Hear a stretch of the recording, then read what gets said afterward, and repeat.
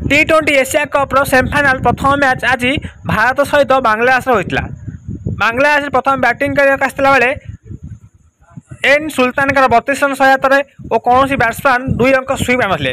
जवाब रे बांग्लादेश 8 विकेट हराई 80 रन करथिला। भारतर बोलिंग कमाल करते। आर सिंह 4 ओवर 3 विकेट नहीं बेले आर यादव 4 ओवर 3 विकेट नहीं। जवाब रे बांग्लादेश 80 रन करी 8 विकेट हराइथिला। 81 रन लक्ष्य को नहीं भारत ओह्लैला पड़िया को।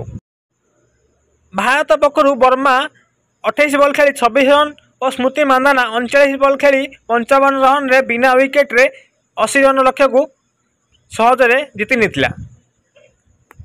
जहाँकि एक सेमिफाइनाल रे प्रथम करी भारत यह कर